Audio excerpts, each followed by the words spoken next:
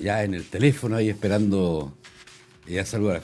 Antes de, ¿Ya? de presentar a nuestro invitado Guillermo, quiero ¿Ya? agradecer el contacto de nuestro querido amigo, fiel auditor también de Radio El Pero de todas Conquistador, que nos sigue maneras, por po. mucho tiempo. Me refiero a Marcos Muñoz. Él nos solicitó poder desarrollar esta entrevista y en la línea telefónica se encuentra él, Alexis López Tapia. ¿Quién es Alexis López Tapia? Ayer, a eso de las 2, 3 de la tarde, por ahí aproximadamente, le decíamos, ¿usted me puede enviar el currículum para que nosotros lo presentemos? Dijo, no tanto. Presénteme súper simple como entomólogo e investigador científico y histórico. Así es que, bienvenido, Alexis López, lo escucha Radio El Conquistador acá en la provincia de Osorno y lo ven también desde Chillán hasta Coyhaique a través de Tevinet. Bienvenido. Y si mi colega se saca su mascarilla De la oreja. de su Sí. oreja estaría mejor. ¿Qué tal, Alexis? Qué gusto saludarte y qué gusto que estés acá en El Conquistador. Igualmente, un placer para mí, un honor también que me hayan invitado y muy a disposición para poder conversar. Bueno, la conversación se trata básicamente de cómo está funcionando la ciudadanía durante este último tiempo. Hemos visto hartos desarrollos sociales, manifestaciones que se han levantado. En Francia, por ejemplo, igual se solicitó el adelanto de las elecciones debido a este movimiento social que, entre comillas, nosotros el año pasado, en el mes de octubre, la vimos bastante fea porque debido a esa situación hubo varios cierres de locales, varias pymes también que tuvieron que colocarle cortina a sus negocios, varios desempleos también que se comenzaron a generar desde ahí, y con esta pandemia en realidad que la verdad no sé si nos tiene un poco enfermos. Bueno, sí, efectivamente estuvimos complicados desde el punto de vista de la salud, pero más complicado aún respecto al tema económico en lo que nos estamos enfrentando hoy día. No sé si me escuchó. Sí, al escuchar, efectivamente el problema que se nos viene a sumar a todos los problemas que ya veníamos arrastrando desde el inicio de la insurrección revolucionaria del 18 de octubre es precisamente el gran tema a nivel nacional y mundial de la crisis económica formal en que entró el planeta en su conjunto, porque esto nos ha afectado a todos y vamos a tener acá en Chile una repercusión enorme, al punto de que mucha gente ha señalado, como tú sabes, que esta crisis solo se compara con la crisis del año 82, que para quienes la vivimos fue una cosa realmente catastrófica, ¿no? Ujú. Sí, Es complicado el 82 también, complicadísimo. sí. Y la crisis del 29, muchos años antes. Algo estuvimos conversando nosotros acá con mi colega respecto a las etapas de la historia, que no sé si es que se vuelven a repetir o no, pero estamos viendo de pronto situaciones dentro de la sociedad que han ido como volviendo un poco a algunas etapas que han pasado a lo largo y ancho de nuestra historia. Mira, efectivamente, yo discrepo de que la historia sea cíclica, como se plantea, y ¿Por de qué, que volvamos a Alexis? repetir ciclos, aunque hay un profesor norteamericano que acaba de sacar una tesis de los 40 años, ¿no? Señalando que hay un ciclo ahí que logró verificar de crisis sistémicas cada 40 años. Puede medirse de esa manera, es una manera de ver el desarrollo de los hechos, pero a mi juicio se trata de procesos, y procesos que tienen profundidades en términos de ideologías operantes que tranquilamente se remontan al siglo XVII y de ahí en adelante. Entonces, depende cómo quieras mirarlo. Lo que es correcto y absolutamente cierto es que estamos en un proceso insurreccional en el país y en el continente que llegó hasta Estados Unidos a partir de aproximadamente octubre del año pasado, y prácticamente todos los países del continente han tenido efectos de esta insurrección en curso. Nosotros le escuchábamos una entrevista que le desarrollaron desde Estados Unidos vía Facebook, donde el gran culpable de este movimiento de masa durante este último tiempo indicaba usted textualmente al Partido Comunista. El Partido Comunista es parte de la insurrección, no es exactamente el gran culpable, es quien, desde el punto de vista ideológico, hegemoniza la conducción del proceso insurreccional. Pero hay muchísimos más sectores y dentro de los mismos sectores insurreccionales hay sectores que son incluso antagónicos. Voy a poner un ejemplo. Si usted habla del Partido Comunista, a la gente se le olvida, por ejemplo, mencionar que también existe el PCAP, ¿no? Y el PCAP corresponde a otra línea de comunismo que discrepa con la línea oficial del Partido Comunista Institucional. Y así como el PCAP, la cantidad de orgánicas que están en la izquierda sistémica, pero sobre todo en la izquierda antisistémica y asistémica, es enorme y supera magnitudes enormes, valga la redundancia, a lo que se suele denominar la derecha. Así que no hay un responsable único. El modelo que se está desarrollando insurreccional es un modelo nuevo. Nosotros hemos venido estudiando este proceso insurreccional desde hace aproximadamente 20 años, porque se trata, reitero, de procesos, no son hitos o eventos aislados que se puedan entender como una especie de explosión o estallido social, este eufemismo que se ha acuñado para tratar de denominar y a la vez de ocultar la verdadera naturaleza de lo que está ocurriendo en Chile y en el continente. Así que efectivamente el PC es parte del proceso, lo hegemoniza desde el punto de vista por lo menos ideológico, pero no es el único actor que se encuentra presente en lo que está ocurriendo. Una consulta, Alex, te habla Guillermo Valdera. Alex. Guillermo, un gusto. Encantado, Alex. Oye, ¿no habrá algún detonante para que estos grupos o este Partido Comunista tenga, como digamos así, aire para darle con todo y basarse en algún hecho? Efectivamente, así como acá se utilizó el alza de los 30 pesos del pasaje del metro, correcto, y en Estados Unidos se utilizó la muerte de este ciudadano afroamericano, el señor Floyd, la verdad es que existen dentro de todos los países, y en particular en América, una cantidad importante de elementos de realidad, las llamadas demandas sociales en general, que son efectivas y que dan cuenta de que ha habido espacios donde el desarrollo económico y el desarrollo institucional y en general la presencia del Estado ha fallado en términos de cubrir las necesidades sociales, las necesidades económicas y así.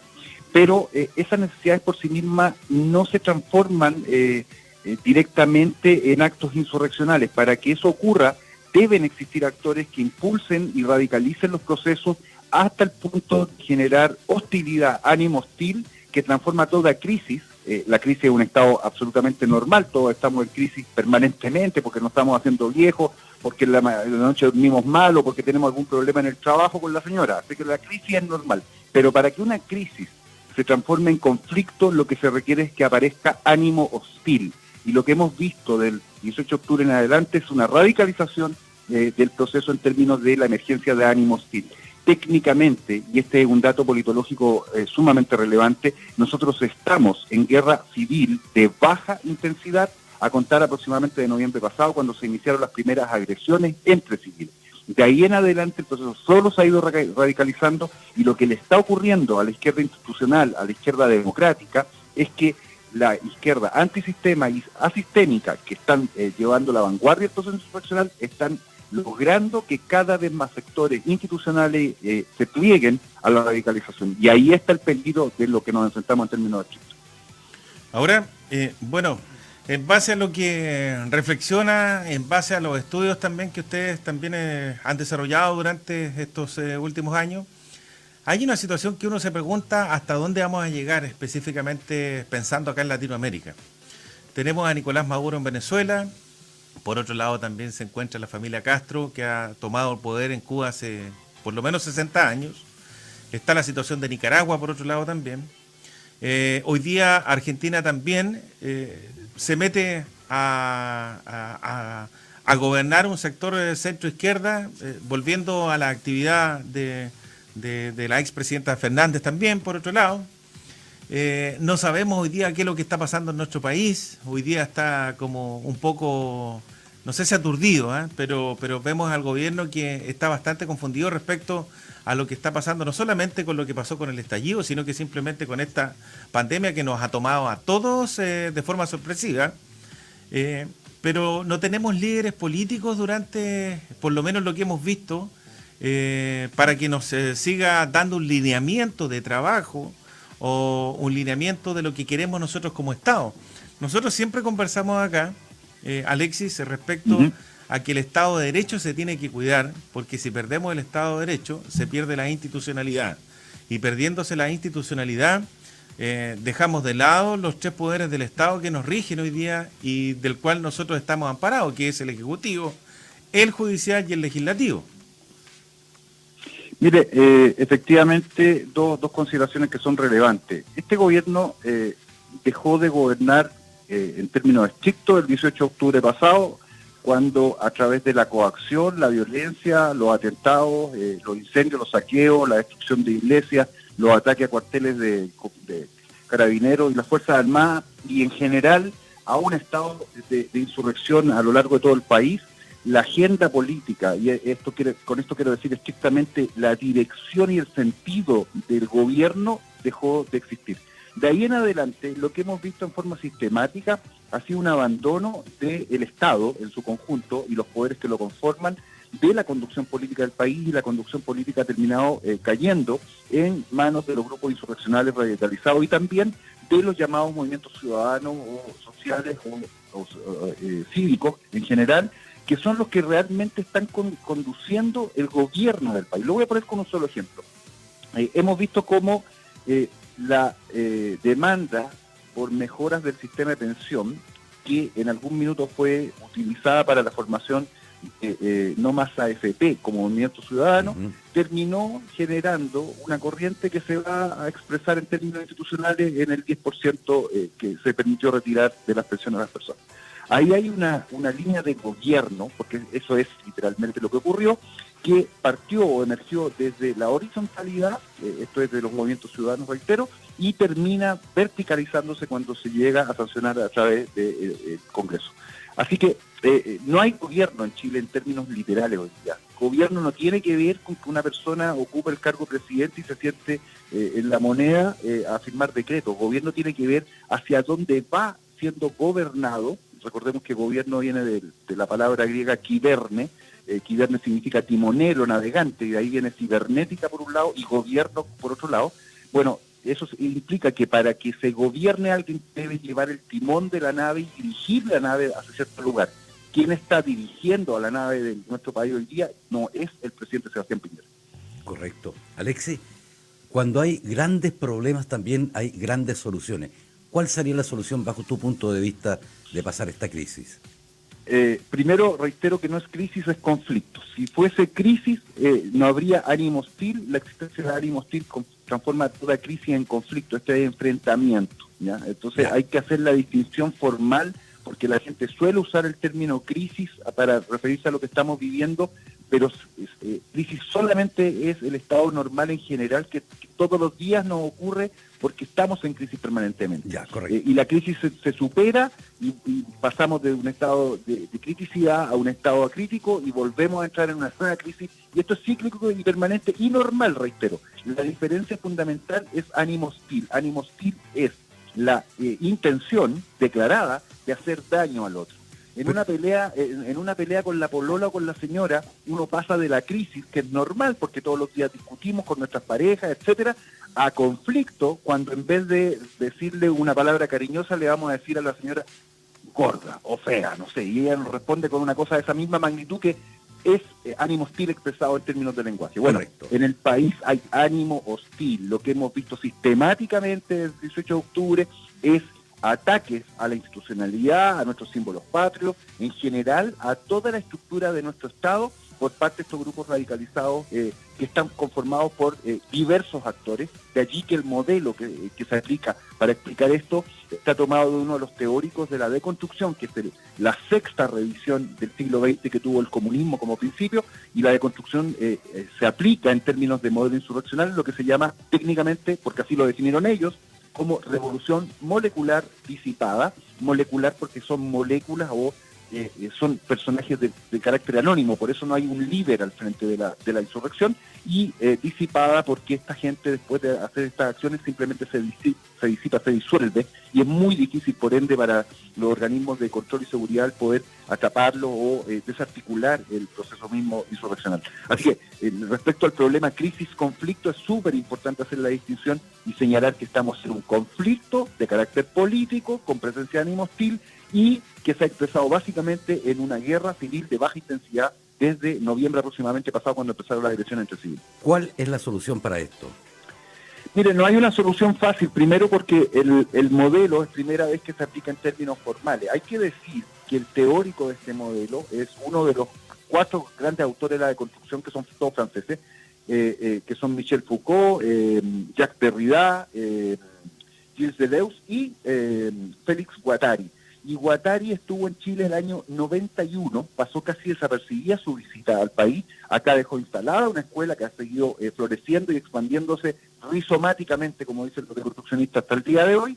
Y esa escuela es la vanguardia ideológica del proceso insurreccional en el país. Esta vanguardia ideológica no es la gente que vemos en la calle, los llamados primera línea, o qué sé yo, son los que están generando las condiciones desde el punto de vista del discurso para que se generen las condiciones para la insurrección y transformando, esto es parte del modelo, a todo esquizo fractura, ese es el nombre que ellos le dan, social, a todo pliegue social, en nuevos sujetos revolucionarios, y así vemos que desde el feminismo radical hasta el satanismo, por ejemplo, lo vimos en plena Plaza Baquedano en algunas performances, están inmersos dentro de este modelo insurreccional. Guattari, para volver a él, en Chile estuvo solo una vez, pero en Brasil estuvo 14 veces, y fue el ideólogo responsable de llevar a Ignacio Lula da Silva al poder y al Partido de los Trabajadores al poder en Brasil. Así que no estoy hablando de ningún teórico menor, ni que sus ideas sean solamente cuestiones de carácter intelectual. El deconstruccionismo, a través de su modelo revolucionario, ha logrado demostrar en los hechos que es capaz de transformar, como ellos mismos lo definían, a un oscuro personaje como Ignacio Lula da Silva en presidente de la primera potencia de América del Sur. Esta elección que se va a desarrollar en nuestro país en octubre, que tiene que ver con el rechazo o el apruebo a la Constitución Política del Estado, que es nuestra Carta Magna, puede definir en parte el futuro de nuestro país, que yo creo que hacia allá vamos también. Mire, está la creencia de que estos plebiscitos y las elecciones generan soluciones. Y la verdad, desde el punto de vista de análisis politológico, las elecciones son simplemente resultados de procesos y no generan procesos por sí mismos. Entonces, lo que estamos viendo con respecto a este acuerdo por la paz, que nos va a llevar a este plebiscito para la asamblea, que ellos denominan constituyente, siendo en realidad que se trata de una asamblea instituyente, porque la constitución que quieren plantear ya la tienen escrita hace mucho tiempo. Esta asamblea instituyente en realidad lo único que va a hacer formalizar el proceso en que el país ha venido desarrollándose desde hace más de 20 años incluso, para llevarnos al momento en que estamos hoy día. Las ideas centrales que van a quedar plasmadas en esa constitución están incluso previstas desde antes. Lo voy a poner con dos ejemplos. ¿Cómo es posible que se parta definiendo que vamos a tener que ir a una asamblea, reitero, instituyente, primero con cuotas de género, entonces metiendo dentro del concepto base de cómo se va a generar la nueva constitución la idea de género como concepto fundamental, que es una idea de carácter ideológico formal, es una teoría política formal, y luego acaban de ya sancionar de que vamos a tener cuotas por raza. Entonces, además es una constitución de carácter racista. Eso en términos, estoy hablando de ideológicos puros. ¿Por qué? Porque usted me va a decir que se trata de constituyente cuando ya se está definiendo en el marco mismo que va a generar la Constitución qué líneas ideológicas van a estar presentes. Ahí hay una cuestión radical. Entonces, la primera cosa que quiero decir respecto a esto es que no solo se trata de un plebiscito que fue convocado a partir de una acción de coacción y de violación de derechos y de falta de Estado de Derecho y de amenaza respecto al orden público. La noche en que se tomó el acuerdo, había amenaza directa de que se iba a volar el viaducto del Mayeco, cosa que han vuelto a intentar hace pocas semanas atrás. Entonces, este acuerdo por la paz, primero, no generó paz, porque el país desde ese minuto en adelante nunca volvió a estar en paz, e incluso durante el mismo periodo de pandemia hemos tenido actos insurreccionales absolutamente secuenciales y seguidos durante todas las semanas, así que paz no ha habido, primera cosa. Luego digo con esto, el acuerdo no se cumplió, y cualquiera que tome un acuerdo y cualquiera que firma un contrato sabe que cuando una de las partes no cumple lo que acaba de firmar, simplemente el contrato es inválido. Así que primera cosa que hay que señalar es que este acuerdo es inválido por naturaleza y además por desarrollo. Y en segundo lugar, porque reitero, se nos lleva a un plebiscito donde las condiciones en las que se va a dictar el plebiscito están a la vez determinando cómo va a ser el resultado del plebiscito. Primero, por introducir teoría de género dentro del plebiscito, y segundo, por introducir racismo en el plebiscito. Claro. Deja harto que pensar sus apreciaciones que nos está comentando. Ahora yo sé que usted no tiene la bolita mágica, pero ¿cómo ve nuestro país en los próximos años? Mire, después de haber venido estudiando lo que ha ocurrido, le reitero, más de 20 años, y hay papers publicados desde principios del 2000 en adelante, uno no tiene un diagnóstico que podamos decir sea muy optimista.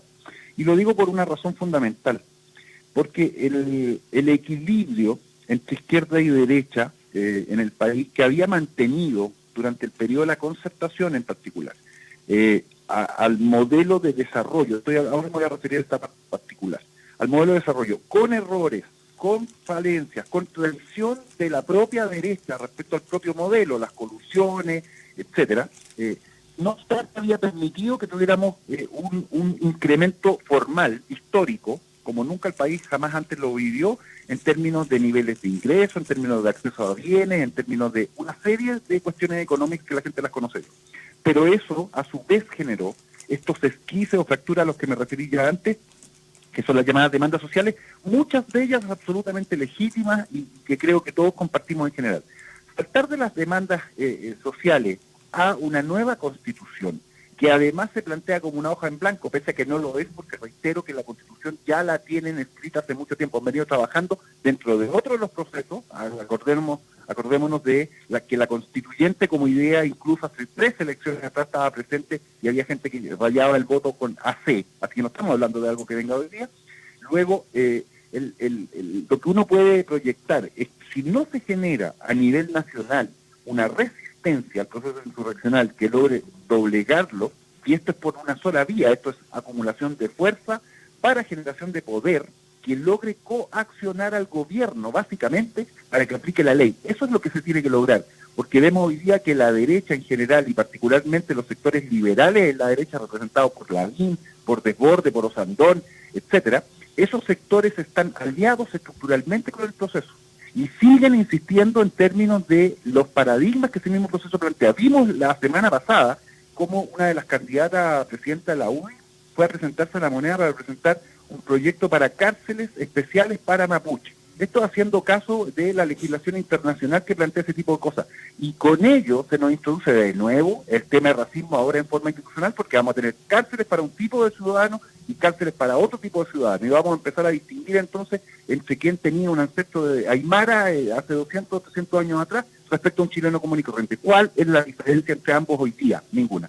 Dicho lo anterior, aquí hay una suma de factores que permiten anticipar de que no vamos a tener una salida ni muy fácil, y no vamos a tener, como lo habían planteado en una pregunta anterior, alguna especie de salvador o de, lo voy a decir con el término griego clásico, el deus ex machina, la máquina que aparece y que trae a Dios, ¿no?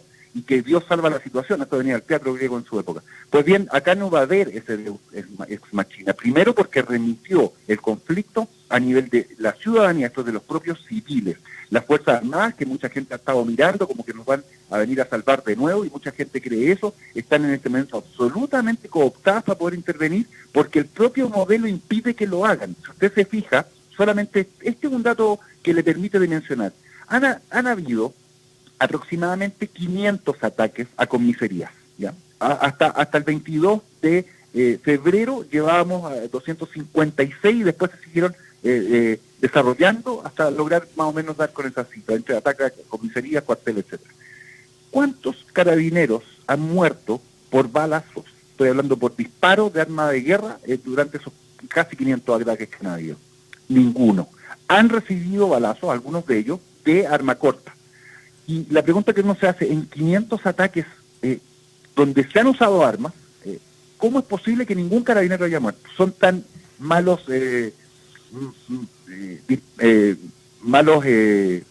guerrilleros, digamos, los que atacan, por decirlo de esa forma? Pues no, lo que hacen es mantener el conflicto en un bajo nivel, porque saben que si generan ataques con resultado de muerte directa a fuerzas armadas o de orden, van a escalar el conflicto a una etapa mayor, para la cual no tienen capacidad de respuesta todavía. Así que han mantenido el conflicto en este nivel de hostilidad, que es bajo, lo estoy refiriendo en términos de análisis solamente. Pero en la Araucanía en particular, y lo dijimos hace 2 semanas atrás cuando los vecinos de Curacautín desalojaron a los insurrectos que estaban tomándose la municipalidad, anticipamos que esa misma semana iban a haber bajas civiles, como efectivamente ocurrió con este señor que iba a su casa en motocicleta y terminó chocando con el árbol derribado que lo mató. Bueno, ya tenemos una baja civil, no por acción directa, pero sí por acción indirecta de los insurrectos, y vamos a ver más bajas civiles, pero van a mantener el conflicto precisamente a ese nivel para que escale, o van a tratar de que escale a media intensidad, pero no a alta intensidad que determine que, por ejemplo, el ejército pueda intervenir o las Fuerzas Armadas en general. Así que es muy complejo el panorama porque no existe esa salida fácil que todo el mundo espera para que otra persona, otro actor, venga a resolver el problema. Somos los ciudadanos los que tenemos que tomar la responsabilidad de derrotar a la insurrección, porque no hay gobierno, porque no hay Estado de Derecho, porque simplemente el propio modelo hace que no puedan intervenir y rompe la verticalidad por esta horizontalidad insurreccional en que estamos todos metidos.